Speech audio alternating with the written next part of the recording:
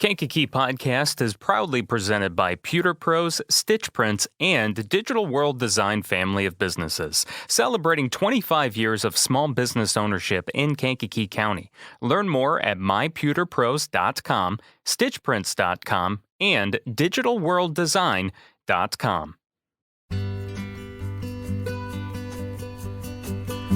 Thankful for the way these stories hold on to the lifetime we won't get back. I know these rivers carry on.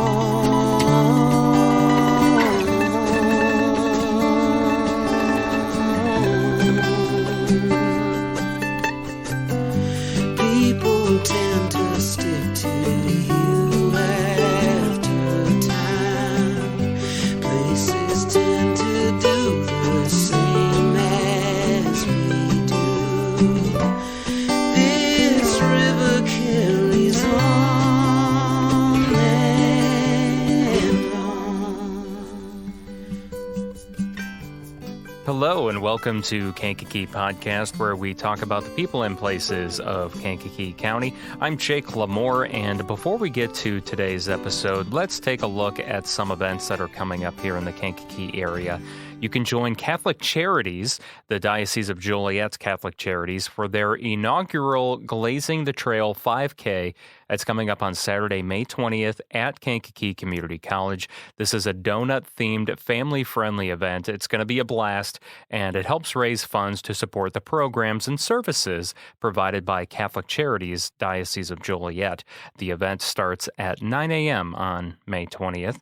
Buddy Check 22, Marine Corps League, Veterans Assistance Commission, and Project Headspace and Timing have all partnered together to present the Veteran Golf Outing on Saturday, May 20th. Tickets are $25 per vet, $100 per team.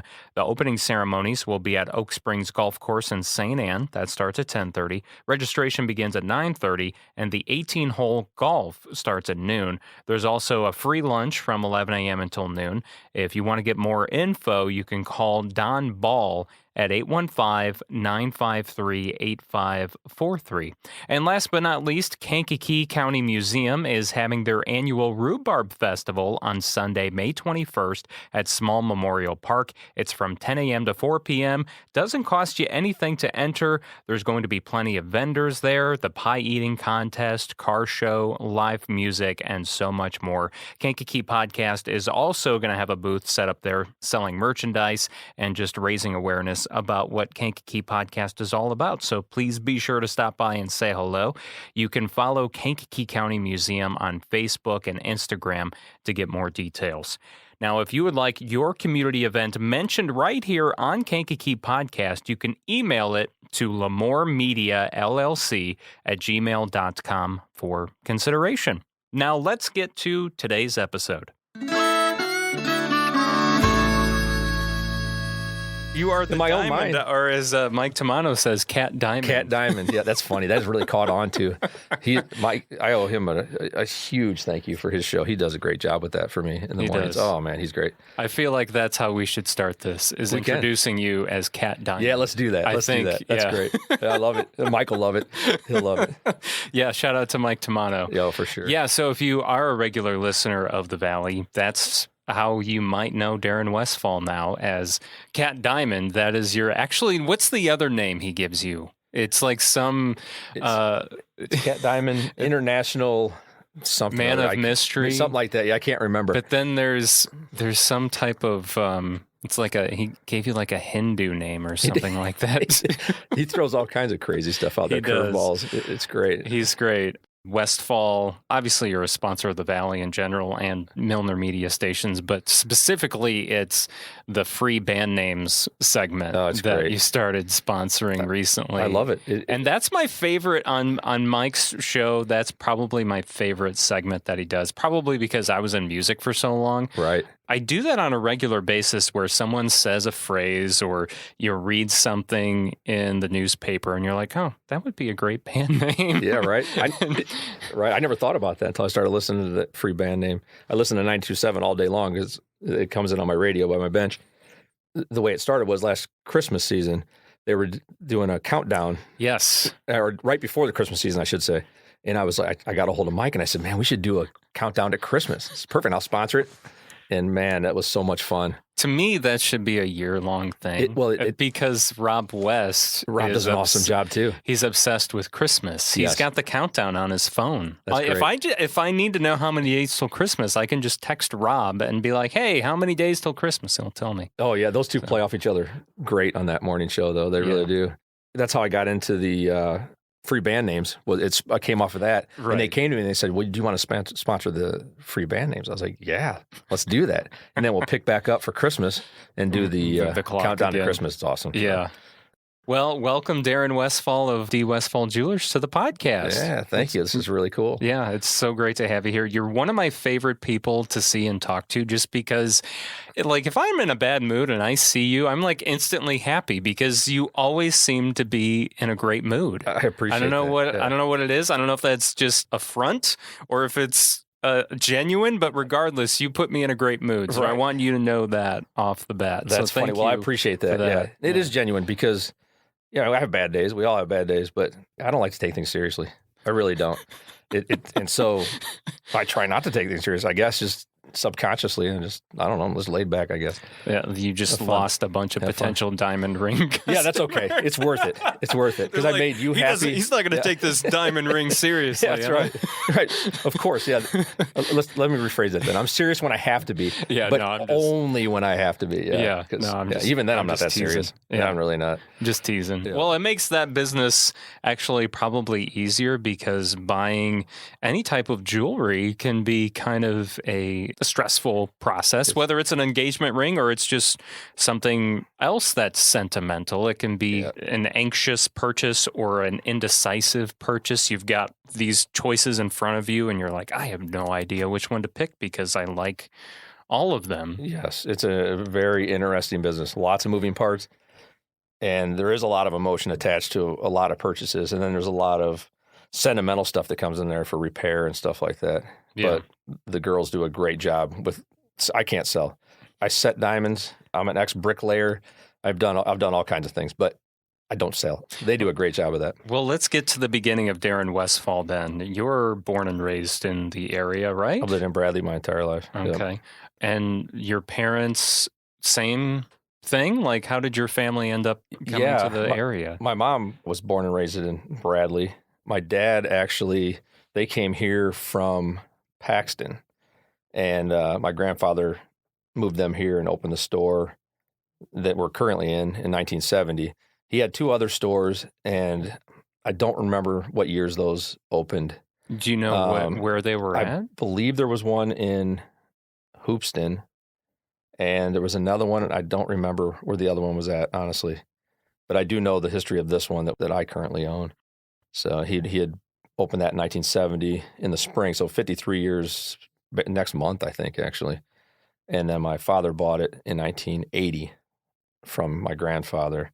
And then I bought it in 2015 from my stepmom, who inherited it when my dad passed away back in 08.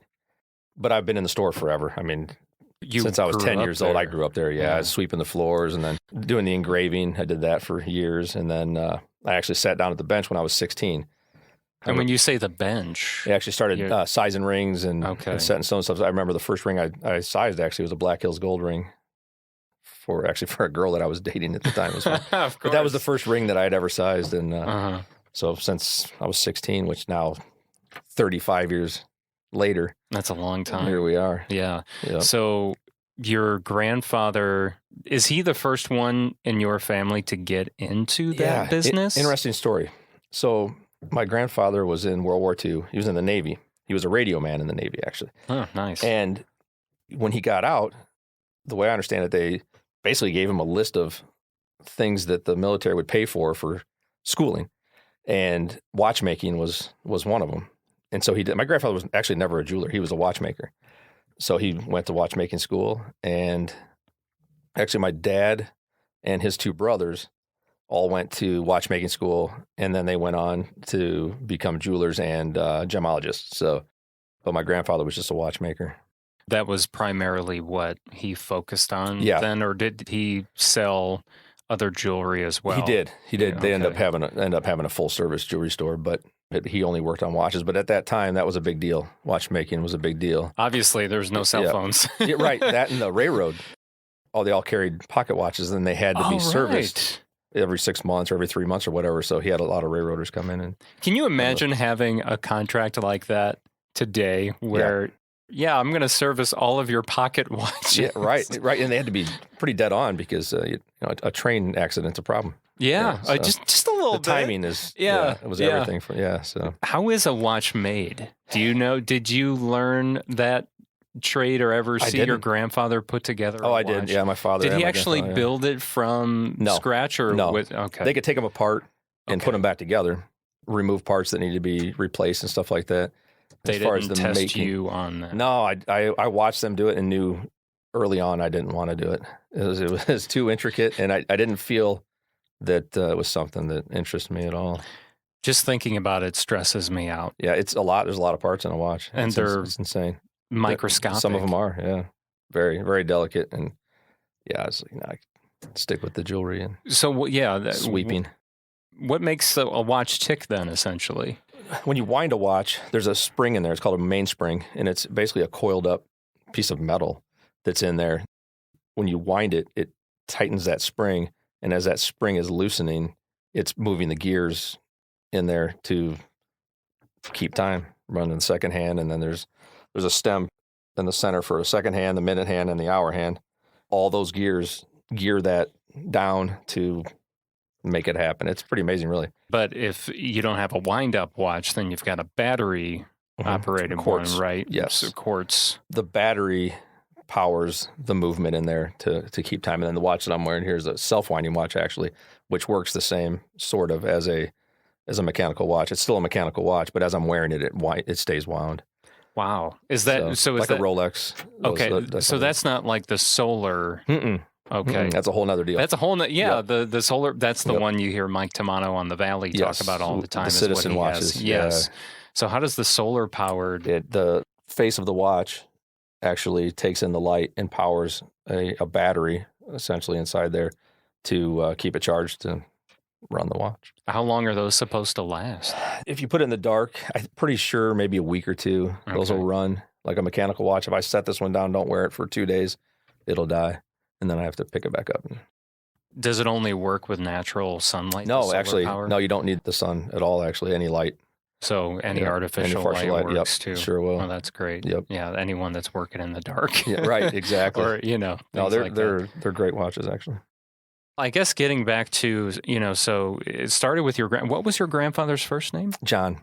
So it starts with John Westphal. Yep. He opened up the store you're at on Broadway today. Yep. Then did he just retire? He Is did. that how your dad ended up inheriting? He wanted to get out. Buying it, I should say. Yeah. So my dad, Doug Westphal, ended up buying him out in 1980. My grandfather retired and went to Minnesota and became a fishing guide and he's pretty young too. I'm not sure how old he was, but I don't think he was too much north of 50 when he retired, actually. That's pretty decent. I don't think he was 60. So, and then my dad bought it and did his thing. And where were you at that time? In 1980, I would have been in school. I was 8 years old, I guess. Yeah. Okay. So I hadn't come along until probably 84 is probably about the time I really got in there and started engraving and doing the cleanup, taking the garbage out and all that stuff. So I went through the ranks, that's for sure. So by the time you graduated high school, was the thought to stay in the business with your dad, or what happened? I was working at Eagle when I was in high school, bagging groceries. And which one? Was there Bradley. Two of them? There used to be one in Bradley here. Yeah, where the Dollar General is now. So I was probably 16. And I remember my dad coming in the store one evening and he says, how about you quit this and just come work at the store? And I was like, I don't know, I'm doing both anyway. I was still working in the store and working there, but he wanted me in there more hours. So I ended up quitting Eagle and then putting in more hours at the store. And then when I graduated, I went and worked at the store full time, got paid piecework. So whatever I fixed, I got paid for, no hourly or anything like that. And, that worked for a couple years. And I didn't have health insurance. So I thought, I probably should get some health insurance. So I went to work for Kmart warehouse, actually, I was there about 9 months. In Manteno? In Manteno, Okay. yeah. And I was still doing both. I was still at the store. It was a good thing I did that, actually, because I got sick and ended up having a blockage that required surgery. And they had to remove part of my intestine and stuff. It was a big ordeal. It wasn't Crohn's, was it? No, it wasn't. It just blocked up solid, and they ended up doing surgery. Wow. And luckily, I had insurance at the time. I don't think I was there a full year at Kmart. And then I went back with my dad full time. But I always had another job along with the jewelry store, several different jobs. Worked for a window company. I did telecommunications for about 5 years. Up in Chicago. Telecommunications would be With Ameritech. I worked for a couple different companies that were subcontractors to Ameritech. Okay. Running wire and stuff. And then I actually got into a little bit of engineering at the end of my telecommunication career with that company. And then went to another company with telecommunications. So I did that about 5 years. All the time I'm doing that, I'm still working at the jewelry store. That dried up, and I went to work for Knott's Masonry as a laborer. I did that for about 5 years, still working at the store. And then I ended up finally becoming a bricklayer. I was a better laborer than I was a bricklayer, but they did eventually put me on the wall. And I did that. I laid brick until 2015, in the spring of 2015. So was it always just the reason why you had another job besides the store? Was it because of health insurance? It was insurance, and it was also just more money. That store didn't do well enough to support my family and my dad's family. So my dad and his wife and me and my wife and my daughter, it just wasn't enough money. So I always had that second job to basically supplement what I was doing. Do you have siblings? I do. I have a brother and a sister. My brother, Scott, who's 2.5 years younger than me. And then I have a sister, Christy, who's over 7 years younger than me, actually. Oh, so you're I'm the oldest. Yeah, I'm the oldest. Okay. So that being said, I'm probably in the jewelry store by default because I was the oldest. I didn't run from it. To back up a little bit, there was a period where I did leave the store, leaving my dad for a minute because he had a kid come in and start doing some bench work or whatever, and he was doing a lot of the bench work. And eventually I just said, he's just let him do it. At that point, I think I was laying brick at that point. And you were probably burnt out. I mean, that's a hard job. Laying brick, that's a hard job. That was tough. But I mean, I would get up and go to the jewelry store at 2-3 o'clock in the morning, do my bench work, and then go lay brick all day. And then sometimes come back in the evening to do some more work, trying to stay on top of it. And the same thing when I was doing the telecommunications, I was traveling, and then I'd have to do a week's worth of work when I got back. And it was a lot. I did get burned out. Yeah, I worked way too much during my 20s and 30s, to be honest with you. Yeah, it was brutal. So that's why you're so happy now. Yes, I'm telling you. It is a relief, let me tell you.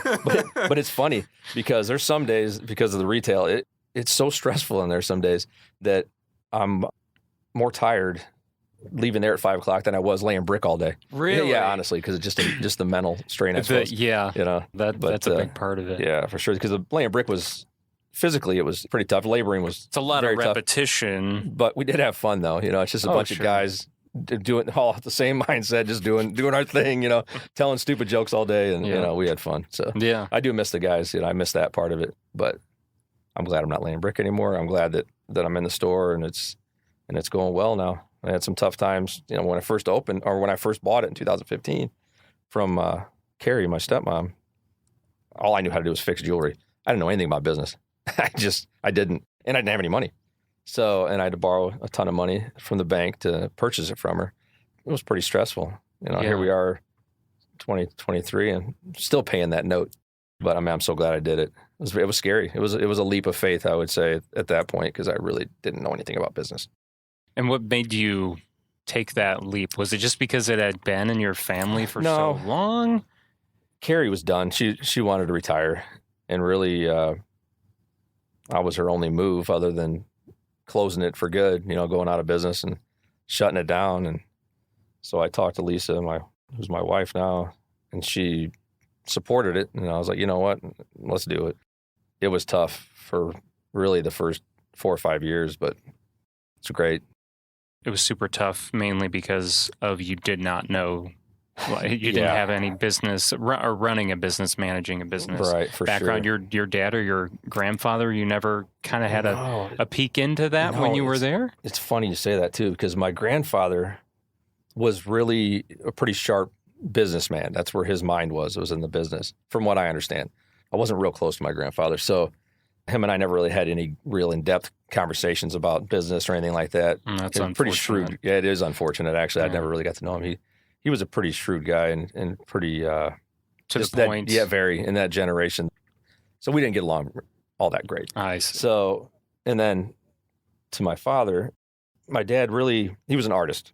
And that's what my dad wanted to do. He wanted to create things and make things. He loved that. That's what he loved. So his focus was on his custom work and stuff like that, and not the business. So he wasn't much of a businessman. He was an artist. He loved what he did. He didn't care about the money. It makes you wonder the way his father was, if that's what kind of drove him to the artistic side. Yeah, that's a good point. And I think my dad probably pushed me to the business side of it, because I care a little more about the business than what he did. And it shows now too. And we always had everything we needed when we were kids. But my dad always wanted to go to work for Armstrong. He said, this would be a lot easier. My buddies are making all this money at Armstrong, and it'd be a lot easier to just get that check every week and stuff and not have to worry about what's coming in at the store. We didn't live in Bordeaux, and we just middle class. Mm-hmm. People always had this perception that because it's a jewelry store, we had all this money. Yeah, my whole life I don't want to use the word dealt with that, but I've always heard that, and people assume it and don't say it. But it's because you're dealing with gold and diamonds. It's not true. I don't know that my dad bought maybe one or two brand new cars in his life, and we always bought used cars. But we had everything we needed. We had a great house, and I can't complain about my childhood at all. We had everything. It just, my point to that is we didn't have it piled up. I can tell you that. Going back to buying the business and everything from your stepmother. Yep. I'll talk about my stepmom, about Carrie. It's funny because she really was good with the business, and she probably saved the jewelry store for many years and let my dad do his thing and create his jewelry. And she did a good job of managing the store, the finances and stuff like that. And she was really, I think back now, she was a really good salesperson too, man. She could sell ice to an Eskimo. Honestly. And so I think she really did help save the store from my dad's, he just wanted, like I said, he wanted to create. He just didn't care. Yeah, he didn't want the cash register, Yep. So, which is great. That was him. So, and we miss him, that's for sure. But yeah. How did your father pass away? He had a couple strokes, and they didn't really realize it until he had a pretty sizable one back in, it was 07, November, I think, of 07. November 7th, I think, if I remember right. And he ended up going into the hospital, and they did some tests on him, and they found a hole in his heart that he was born with that he didn't know he had. I've heard of that. Yes. I forget wild. what they call that. There's a specific name for it, but I have heard of that. I don't remember, and it is hereditary, and I'm assuming I have it because we tested my daughter, and she does have a very small hole in her heart, so I'm assuming I do too. But I haven't checked mine. I honestly don't want to know. We're going to do that right now.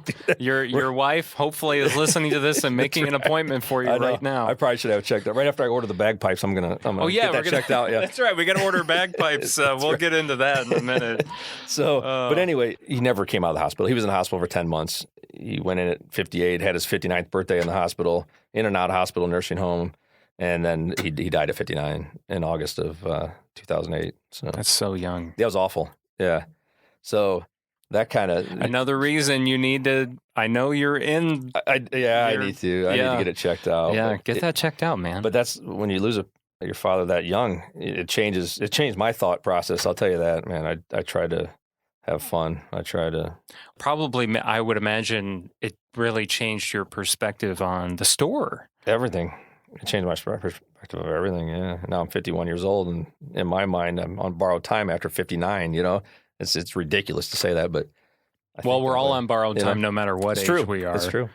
It's true. Put a number on mine, I guess, I kind of feel, but I don't put a whole lot into that. I don't dwell on it. Going back to 2015, you buy the business. Yep. You have no idea how to run a business. How did you... Literally no idea. How did you get help with that? I'm glad you asked that. Great friend of mine, Brian Vyers, who Vyers Coffee? Yes, Right? Yeah, that's Okay. Brian. We grew up together. My mom and his mom were actually friends in high school, so Brian and I literally laid in the same crib together.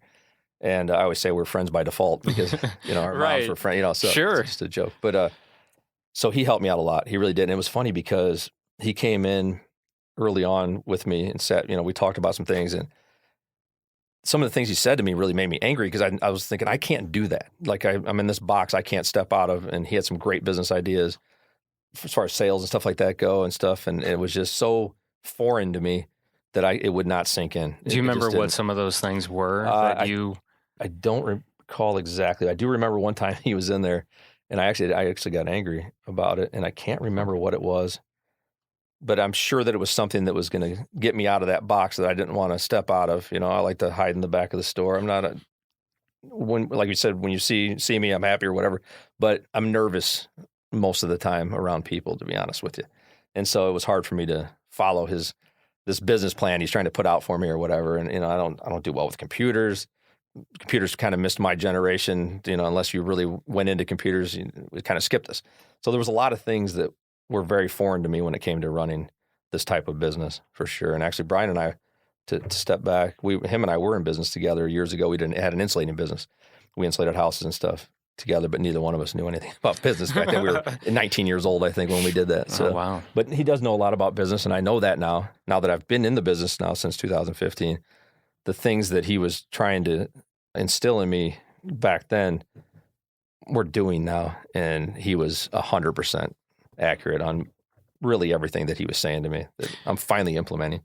I would say, I bet one of those things was probably hiring a staff that will do the work that you don't like to do, which is being out front and selling. For sure. That jewelry is key to the success down here, is everyone up front, man. They're awesome. They're all wonderful. They really are. I have an amazing staff. I really do. From just all the way around. They're all different, and they all do different things, and they all sell differently, but man, it works. It really does. I'm very fortunate to have the staff down there. I definitely owe them a lot. There's no way I could do it myself. Now I'm the repair guy. Yes. And that's where I need to be. And I know my place. And now I'm not a micromanager, and I let them do their thing. And as long as it works, why change it? Right. And it seems to be working very great. well. It's working great. They're always very welcoming every time I go in there. Yeah. So they've helped me out several times. Yeah, that's great. And yet again, because my fiance and she needs to get her wedding band now. So we'll be coming in again soon. Yep, they'll take care of you for sure. Now, if you're fortunate enough, and I've been fortunate enough once or twice to go to your back room, and it's like a cave / maze. A maze, it's like a cave and a maze all in one. And it's just so fascinating to go back there because some of the equipment and just pieces that you see back there have been there for years. And those are the things that I love to see and look at and be like, wow. Because that's the cool part of having a family business like yours that's been around for over 50 years. There's all this stuff, and it's got so much character. You want to know all the stories behind all of the different items that are around. Yeah, I do. A lot of the tools are old in there. I mean, I'm working with soft, precious metals, so the tools last forever. I have pliers back there that are 50 years old. I mean, the laser welder is probably the newest thing, and we've had that since 2004, so that's not new really either. So, but that's my lair back there. But I always joke, I say, I don't get paid to clean, so I'm not going to clean this mess, So it's a mess back there. But if I move anything, I can't find it. So that's the problem. So, it's an organized mess, I guess. I guess we could get into what are some maybe misconceptions about the jewelry business or about diamonds and things like that. We haven't even dived in some of those technical things, but I'm curious to learn more about that because that's another thing I always find fascinating when I go into the store is just learning about certain diamonds or gemstones or. Yeah, that's crazy. There's so many, again, so many moving parts. There's so many, I can't even tell. I probably have 1,500 pieces of jewelry in those showcases, and they're all different, stainless steel to platinum and everything in between. Now these lab created diamonds are a big thing right now. That's probably sell 90% of the diamonds we sell now are lab created diamonds, which I can explain a little bit what a lab diamond is compared to a earth mine diamond is what I call a natural diamond is earth mine. So the earth mines come out of the earth. They're billions of years old or whatever. The lab diamonds, there's 4 different processes to making diamonds in a lab. The one that is most commonly used now is lab grown, which is basically a crystal that's grown in chemicals or whatever. It's a pretty intense and expensive process. So that the diamonds are still fairly expensive, but it's still a diamond. It just didn't come out. It's 100% diamond. They just didn't come out of the earth. So are they mimicking the minerals that are in the earth, or do they actually maybe take some of those that are like the natural diamonds and then just grow on that? That's one of the ways they can do it with a seed, with a piece of diamond. That is a way. There's another one with heat and pressure, which is the way a natural diamond is formed. So that they create this crazy heat and this crazy pressure to make the diamond crystals, and then they facet them.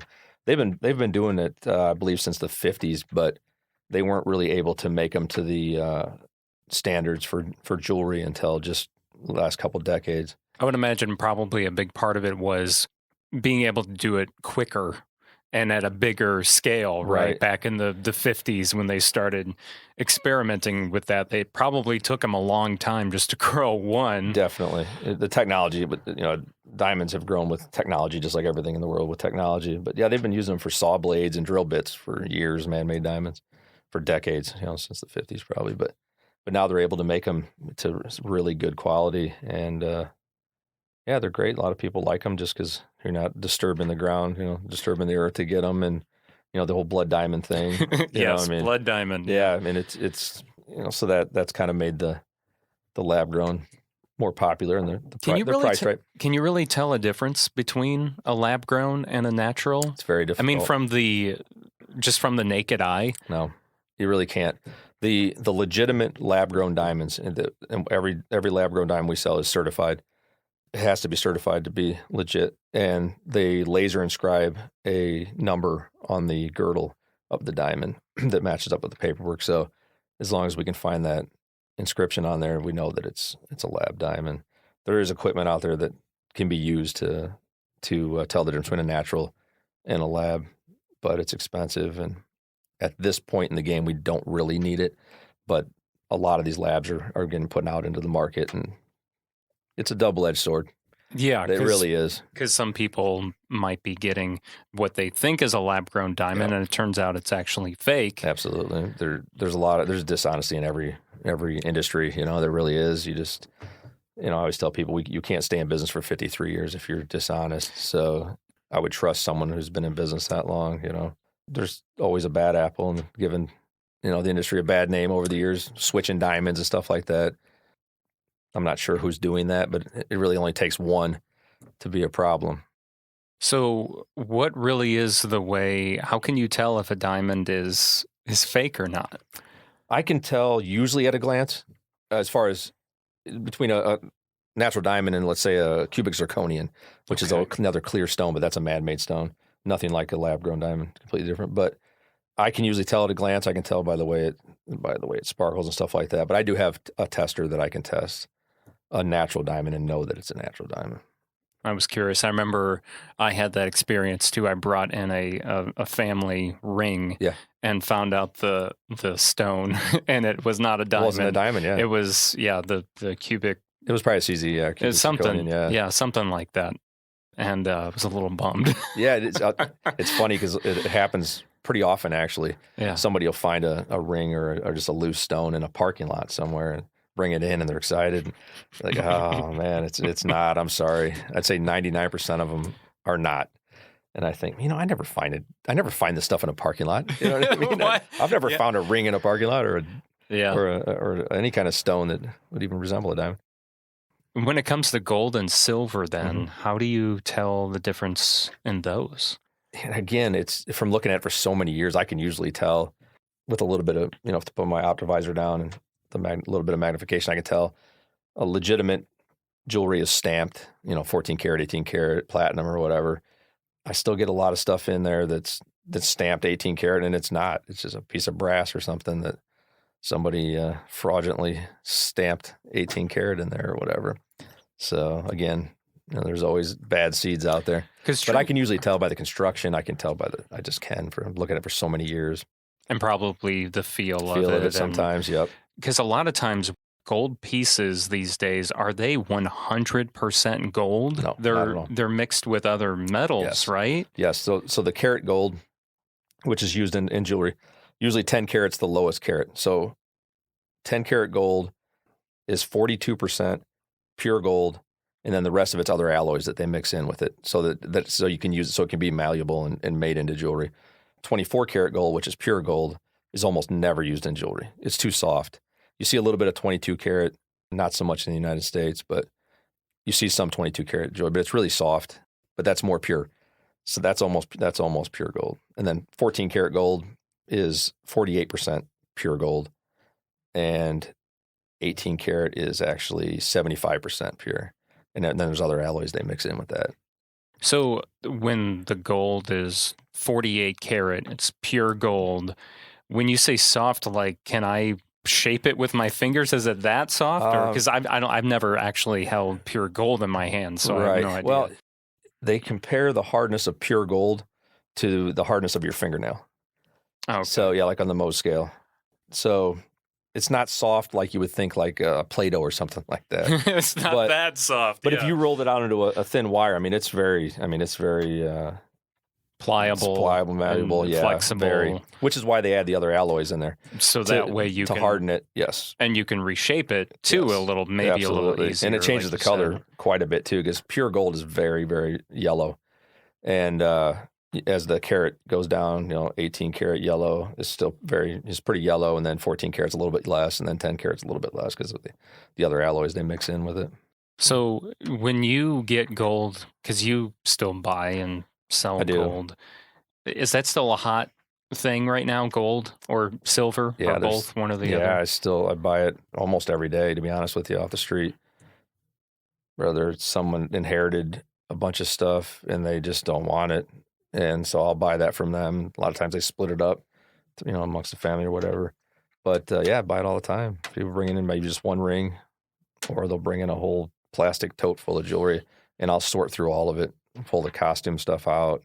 The girls do a lot of that, actually. By the time it gets back to me, they've already gone through everything because they're really good with that stuff too. So, what's the most interesting, or some of the most interesting things you've seen come through the shop?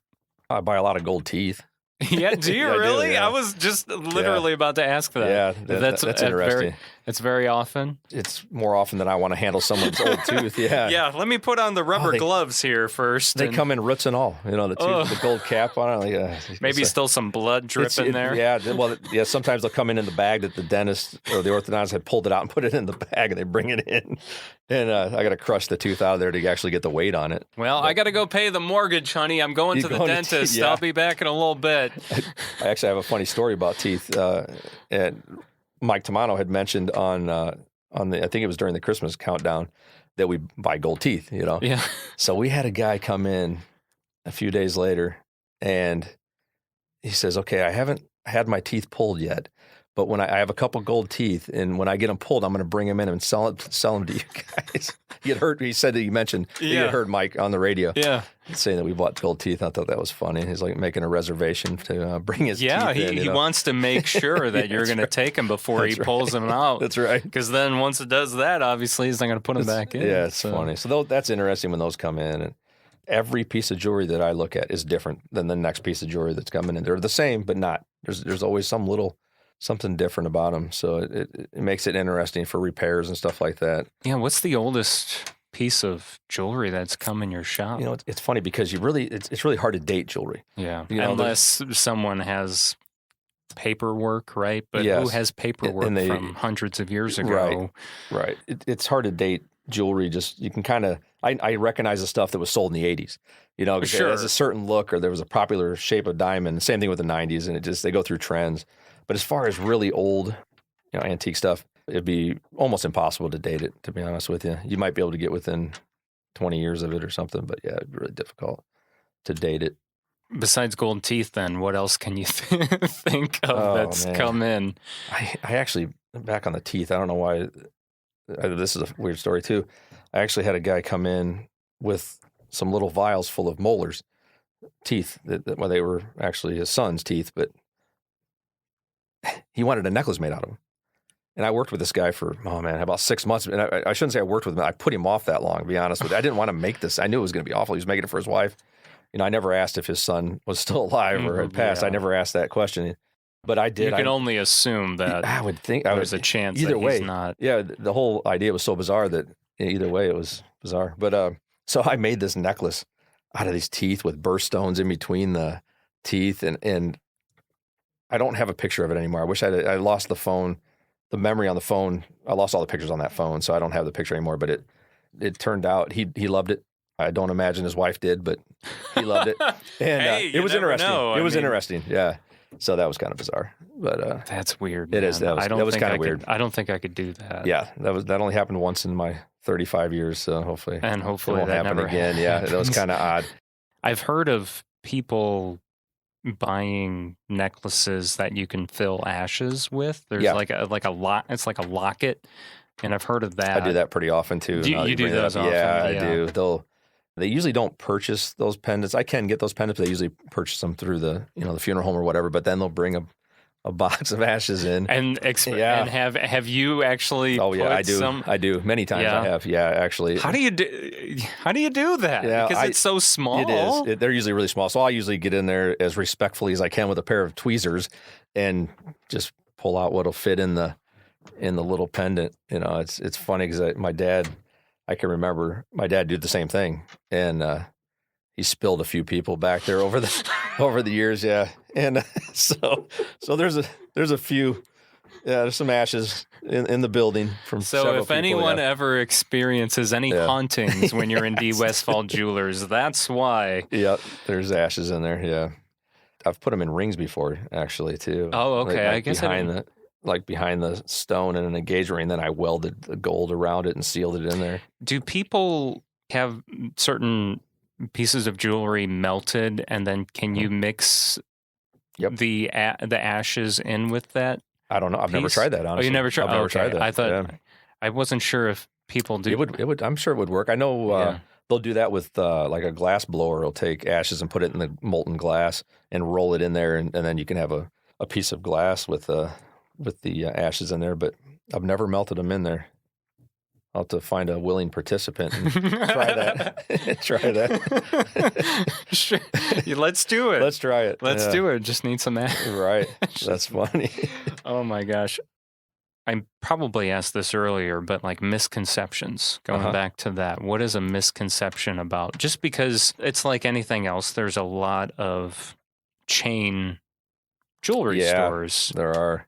I think in a way they've hurt the industry, probably helped it in some way, but have hurt it the same way.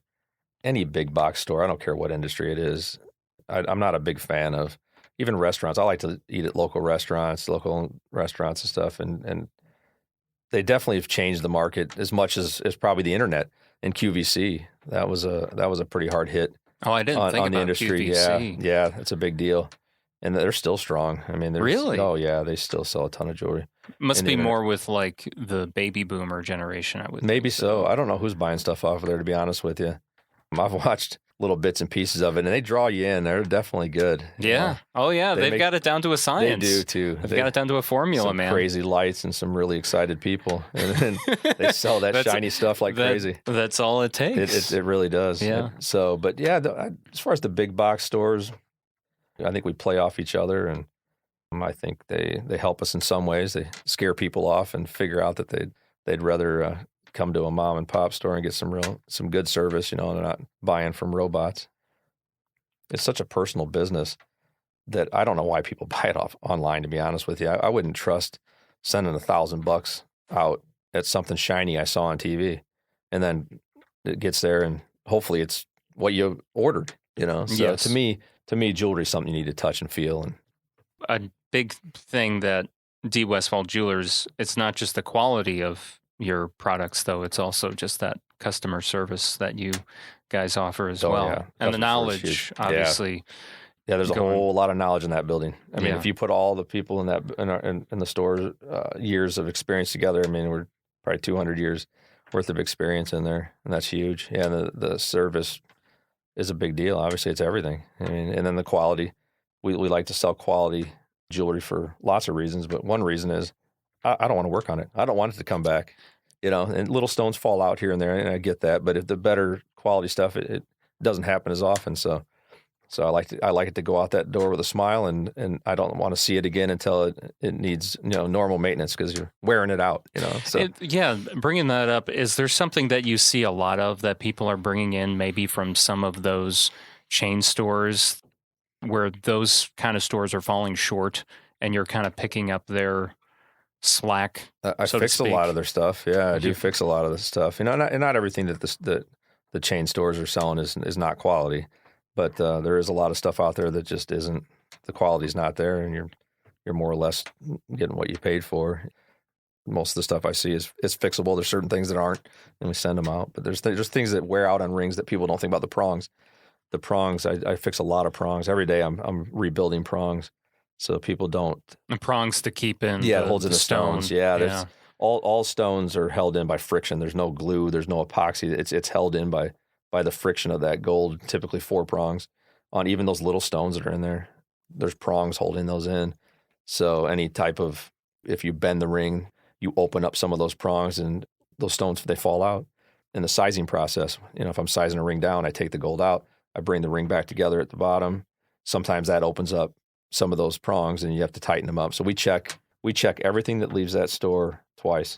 I check it, and then the girls up front check it under a microscope, which is really interesting because all day long I work under a microscope, and then I send it up front and I get critiqued under a microscope by these guys, and then they bring them back. And so I think sometimes we're afraid to bring them back because I don't mean to be aggravated, but it's aggravating because I just checked this thing. Yeah. And then they're better at checking than I am apparently. Yeah. And they come back and sure enough, that stone's loose. Well, it's just like you write a book and you proofread it. Yeah. A couple times, and then you pass it on to someone else to proofread, and they're like, "Oh, this," and you're like, yep. How did I miss that? Yep, that's exactly right. That's a good analogy. That happens to me 15, 20 times a day. Yeah, so every piece that goes up there. But that being said, 15 will go up and 1 will come back. So it's not that bad. But right. That's interesting. So. Yeah. I guess another thing we can lay out about you outside of the jewelry store is obviously you're a Village of Bradley trustee. Yeah, we're up for 4 more years, and hopefully we do a good job for the next 4 years. So, I mean, after doing one term and looking into the next one, what's different? I feel like going into it, how did you look at it then, and how are you looking at it now? That's a great question. I can tell you clearly, too. The first couple years, very difficult. One, never been in politics, never paid attention to politics, had no idea what politics were about. What I found being in the politics is it's much like a business, and it really should be ran like a business, honestly. So I kind of have fallen into it over, the last 4 years. 2 years into it, I didn't ever want to do it again. I was done. I can't do this. It's a lot of pressure. It really is, because you can't keep everybody happy. You're doing one thing it's great, and then there's always someone that's going to oppose it, and that's difficult for me. I had to thicken up my skin a little bit, and I didn't really want to do that, but as those first couple of years went by, and we made some very tough decisions in those first 2 years that have now, some of them have really helped out Bradley, and we've laid out a pretty good floor plan now. We're heading in a good direction. I want to say right direction, but a good direction, because what's the right direction? Everyone has a different opinion. Everybody does, absolutely. On that. So politics are very difficult. That's for sure. So now 4 years into it, I'm excited to have 4 more years. I think that we've laid a pretty good groundwork for some really exciting things that are going to happen now in Bradley and for the whole county, really. Every trustee has like a different department, right? Mm-hmm. Is that what? Yeah, we're all heads of different committees. Yeah. So your committee is minor parks. I'm essentially in charge of the parks, which we have 17 parks in Bradley that a lot of people don't know we have that many parks. There's a ton of them. Bradley's big. Yeah. So there's a lot of little ones that might have a swing set in them. It's a park. Yeah. So, essentially. Yeah. So we have quite a few parks. Yeah. It's kind of interesting. So is there anything you want to put out there about particularly parks and things that you're working on? We're going to finally do that splash pad this year in Lills Park. which that's exciting. That's a big deal. Just off North Street. Yeah, the one off North Street. That's our premier park. That's our biggest park, basically. And so it's going to be neat. A new parking lot, putting up a new pavilion there, and then the splash pad's pretty neat. It'll be nice to have more splash pads besides Mantino. Yeah, Mantino has one. Yep. Mantino has two. Yeah. Bourbonnet's working on one. Bradley's working on one. Yeah, they're fun. I think it's a great thing, but it takes a while. Government's slow. Yes. It's painfully sometimes. I'm glad that I got involved. I really am. And my dad was always against politics. He always didn't want to mix it with business. But I think times have changed a little bit since then. And my dad was always involved. Actually, my dad, it's an interesting story. My dad and Keith Cromwell and Vern Beatty was involved as well with starting the Bradley Council, which eventually turned into the Bradley Bourbonis Chamber of Commerce. No way. Yeah, so my dad was one of the founders of that originally. That's cool. Which is kind of cool. A lot of people don't know that. My dad got Businessman of the Year one year too, actually. Okay. For Kankakee County, which was pretty exciting. Just a couple years before he died, actually. Handful of years before he died. Well, I'm glad he was able to experience that. Yeah, for sure. I still have his award up at the jewelry store, up in the shadow boxes in the front. That's awesome. There. Yeah, it's kind of cool. So he was really proud of that. Yeah, I bet. Yeah, he was. That was pretty cool. Is there anything else you can think of that you want to? No, hopefully I answered everything and I didn't get off on tangents because I enjoy talking about this. I don't, it's not, I've never sat down and formally talked about this or anything, as far as my life and stuff like that. It's kind of odd.